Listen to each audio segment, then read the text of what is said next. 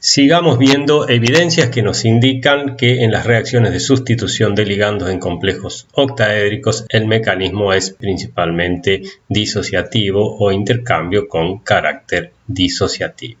Y veamos ahora la dependencia de la velocidad de la reacción de un cierto complejo con el ligando entrante.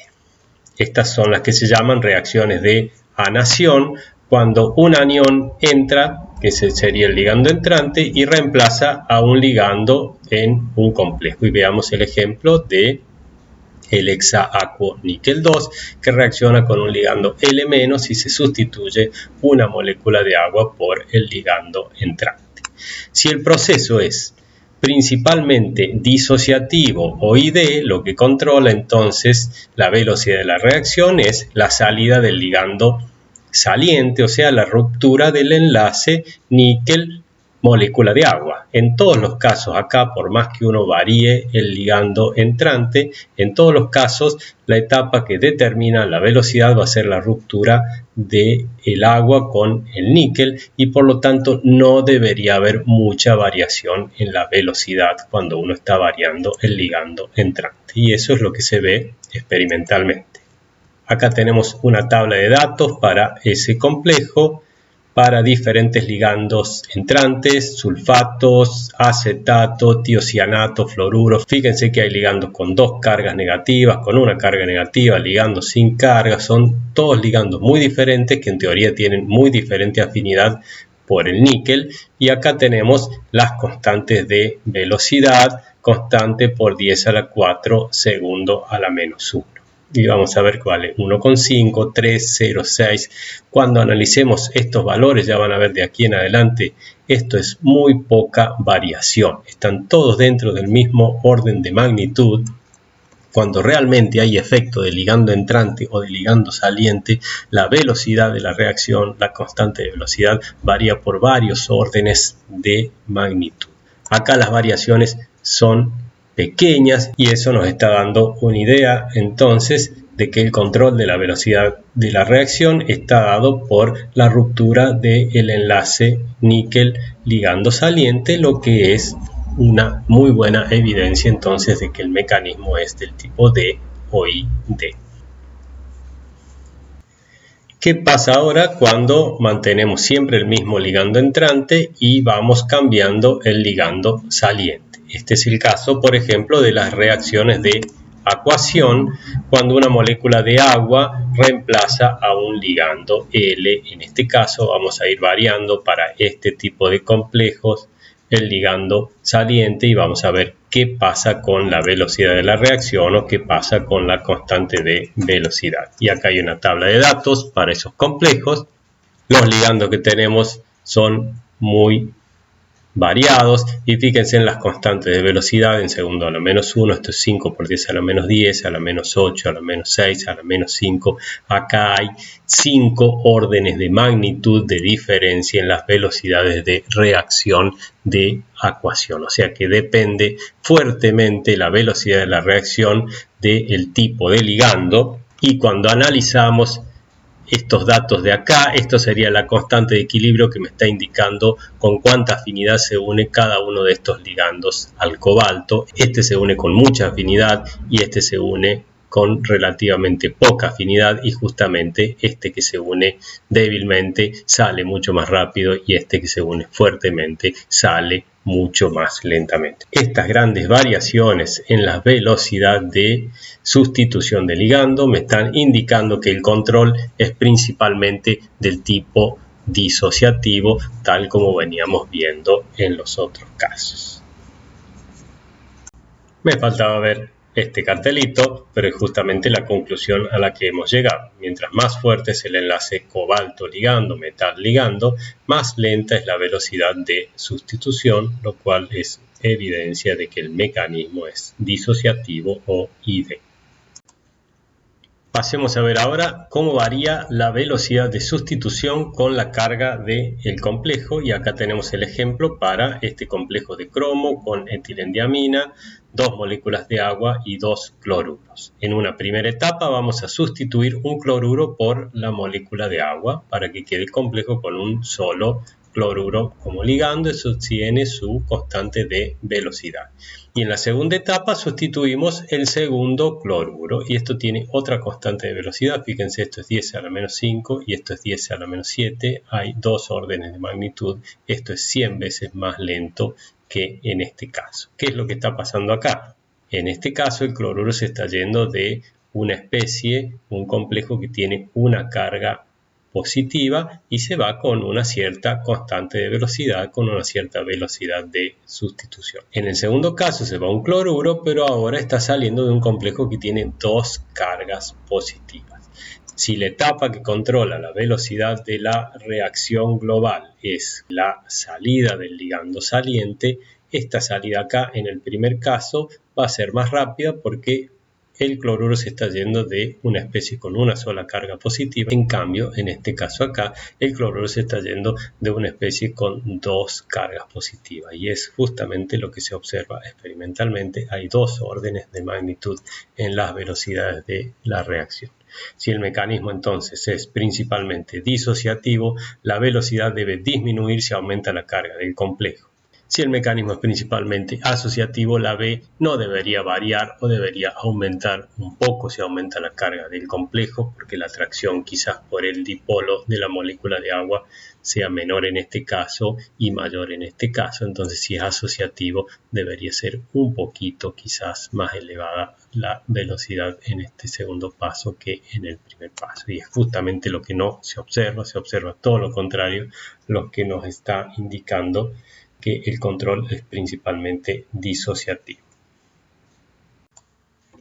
Veamos ahora qué pasa con los efectos estéricos. Supongamos que tenemos un complejo como este con etilendiaminas sustituidas como ligandos, que son ligandos voluminosos, y lo que tenemos que sustituir es uno de estos dos cloruros. Y vamos a ver qué debería pasar si el proceso es principalmente de tipo asociativo o si es principalmente de tipo disociativo.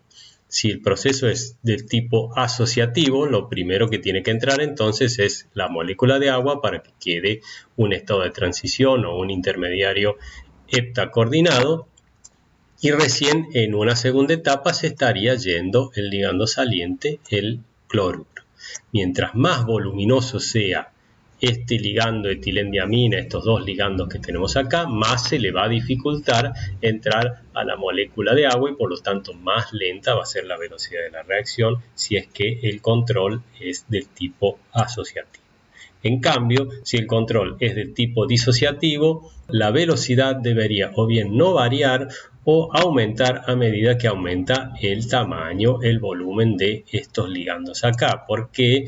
Porque la etapa determinante es la salida del anión, la salida del cloruro, y mientras más voluminosos sean estos ligandos, uno podría decir que es como que lo están empujando más fácilmente. Entonces, a mayor volumen de ligando, más rápida tendría que ser la reacción. Y vamos a ver con los resultados experimentales qué es lo que pasa para esos complejos que veíamos recién.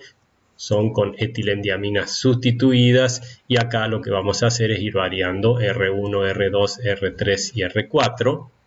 En el primer caso esto es etilendiamina directamente, tanto R1, R2 como R3 y R4 son todos hidrógenos, pero después en otro complejo a un hidrógeno lo sustituimos por un metilo, después en otro complejo a dos hidrógenos por dos metilos y en el último caso los cuatro hidrógenos por cuatro metilos. Este sería el caso de ligandos más voluminosos de todos. Y veamos qué pasa con la reacción de sustitución.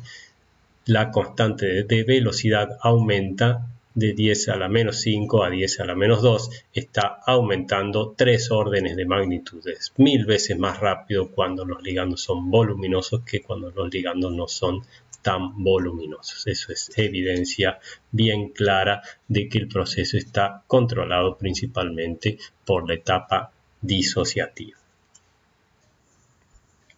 Y ya que estamos con efectos estéricos, les muestro, los inorgánicos usan bastante este parámetro que se llama ángulo de cono de Tolman, que les da una idea bastante aproximada que les da una idea bastante buena de cuánto espacio, qué volumen ocupa cada uno de los ligandos. Esta es la definición gráfica o esquemática del ángulo de cono de Tolman. Tenemos el catión, el metal central en el complejo, y acá hay un ligando. Este es el ejemplo para la trimetilfosfina, y lo que tenemos dibujado ahí sería el cono, el ángulo de cono de Tolman. En este caso es este ángulo acá, que es 118 grados. Y vamos a ver en esta tabla que tenemos algunos ligandos típicos para complejos. Ligandos pequeños como el metilo tienen un ángulo relativamente pequeño de 90 grados, y para diferentes ligandos tenemos su ángulo de cono. Y por ejemplo aquí abajo tenemos la triterbutilfosfina con un ángulo de cono de 180-182 grados, o sea que está ocupando prácticamente la mitad del espacio en ese complejo. Cuando uno quiere determinar el mecanismo de una reacción de sustitución, también puede estudiar la estereoquímica del proceso. Y en la mayoría de los casos, de nuevo, para complejos octaédricos, las sustituciones se pueden entender en términos de un mecanismo tipo ID o tipo D. Supongamos que tenemos un complejo octaédrico donde el ligando saliente es el ligando X. Si el mecanismo es tipo D, en una primera etapa vamos a generar un intermediario que en este caso, como está dibujado acá, es una pirámide de base cuadrada. Si este intermediario no tiene tiempo para reorganizarse, cambiar su forma geométrica, el ligando entrante va a tener muchísimas probabilidades de entrar en esta posición acá. Por lo tanto, la reacción va a ser estereorretentiva, ¿sí? Si empezamos trans acá, vamos a terminar un 100% trans al final. En cambio, si este intermediario puede llegar a reorganizarse para generar esta geometría que es más estable que esta de aquí arriba, ya el ligando entrante va a tener la misma posibilidad para entrar por acá, para entrar por ahí y para entrar por ahí. Por lo tanto, vamos a tener una mezcla de productos cis y productos trans en este ejemplo. Miremos aquí, para la sustitución del ligando X en este complejo tenemos 2-etilendiamina que es ligando espectador. Este ligando A es un ligando espectador también, que lo vamos a ir cambiando dependiendo del tipo de complejo que usamos en el experimento, y el que siempre es el ligando saliente es el ligando X.